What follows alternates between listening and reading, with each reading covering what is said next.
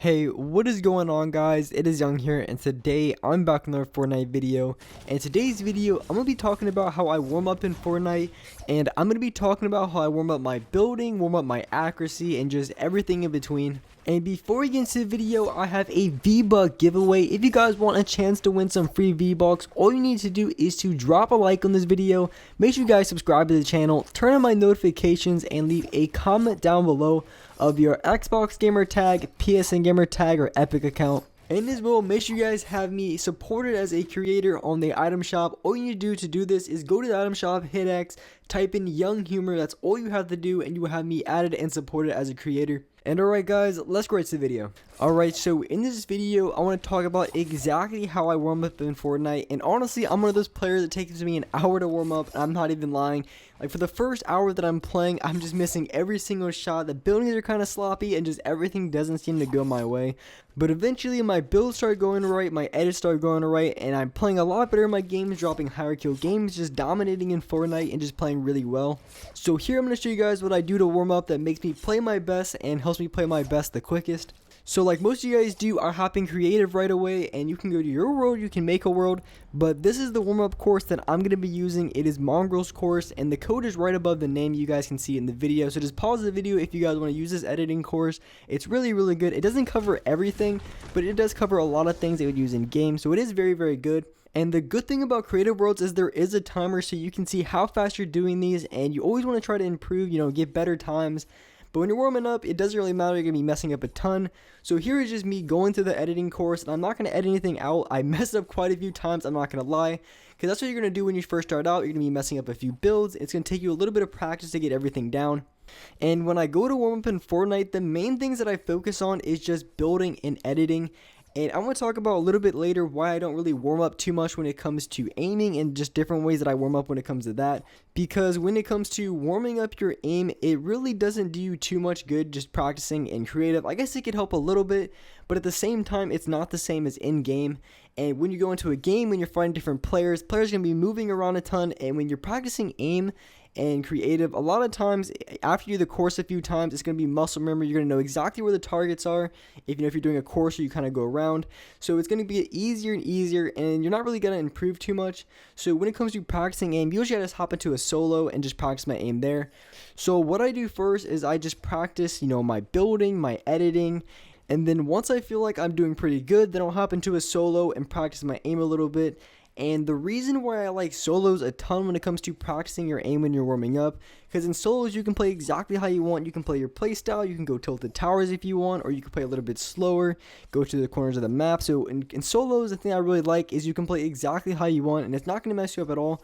So that's why I'd recommend playing a solo when it comes to practicing your aim, because you can play exactly how you want. You can play aggressive, you can play passive, you can play a little bit slower, maybe go for a win right away, because a lot of you guys might feel like you play better after you get a win. So you play really slow for one win, and then after that play exactly how you like. So that's just one thing I would recommend when it comes to warming up, when it comes to your accuracy, and when it comes to building. And for me, I feel like I'm a really good builder in Fortnite, but I still struggle all the time when it comes to editing. I'm a very good editor, but at the same time, I'm not going to have them perfect every time. I mess them up a ton, especially when it comes to the floor and pyramid edits, because a lot of the times it's very difficult to, time it right, because there is a little bit of delay when you're playing on console. It's not instantly, and at the exact same time, if you don't edit it fast enough, you're going to get screwed over, and it's not going to edit at all.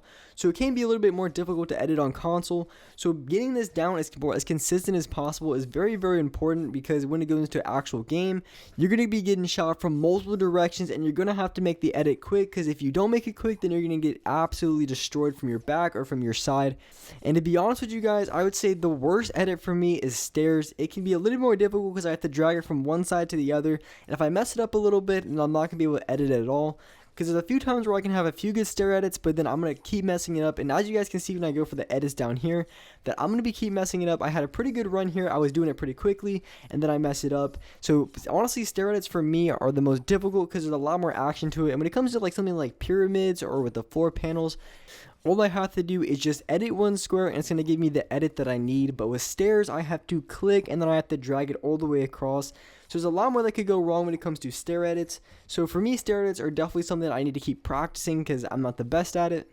Just a quick side note for those of you guys who aren't really used to using editing courses or using any courses at all in Fortnite, once you load into the world, you're not going to be able to build, be able to edit, or do nothing. If you want to be able to do that, you have to make sure that you hit the start menu and then you scroll down and actually start the game.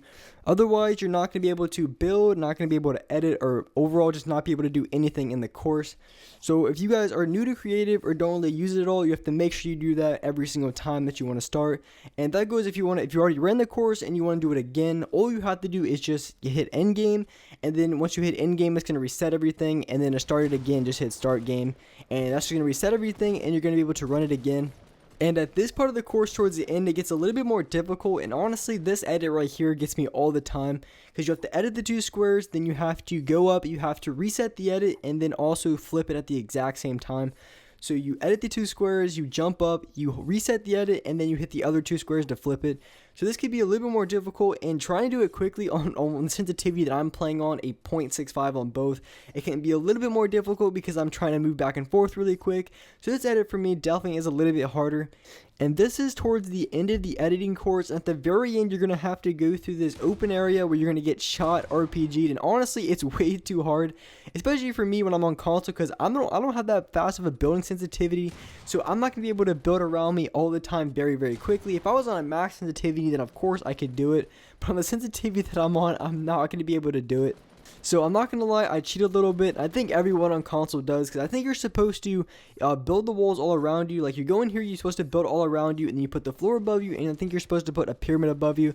But to be honest with you, there's no way that I'm going to be able to edit this, because I'm getting spam left and right from M16, RPG.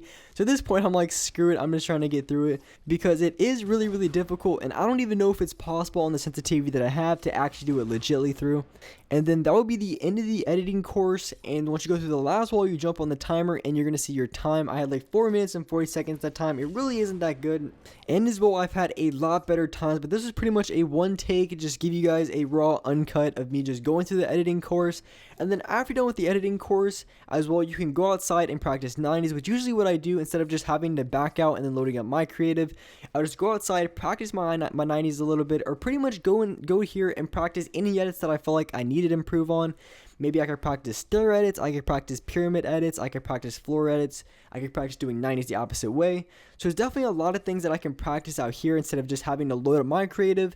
And a pretty recent, like a week ago, I don't know if you guys experienced the exact same thing, but creative has taken way longer to load up. It literally takes like 2 or 3 minutes just to load up in creative. It's super annoying, but it takes a long time to load up. But it is what it is, and it is pretty cool that you can save all your stuff and do a lot of things with creative. And I think it's really, really important to practice building, and you practice editing in there.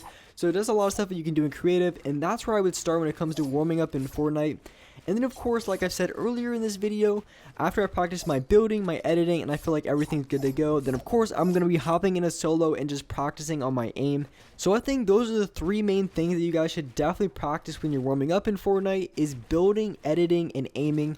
I think those are really, really important. So of course, first off, start with building and editing. Try to get that down, work on your 90s, work on your pyramid edits, pretty much working on any edits that you would use actually in game.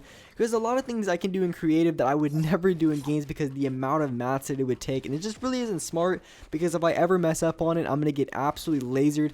And just the way the game is, you know, the dynamite, the RPGs, just being able in the boomboxes, being able to destroy structures really quick, it really doesn't make any sense to do all this extra stuff because you can get knocked down really, really quickly. So ever since I've started doing editing courses and in creative, I feel like it's taken me a lot less time to warm up, because usually it would take me like an hour, but I think I can get pretty good in like 30 minutes. Maybe I'll play some 1v1s against some friends, or just different things like that.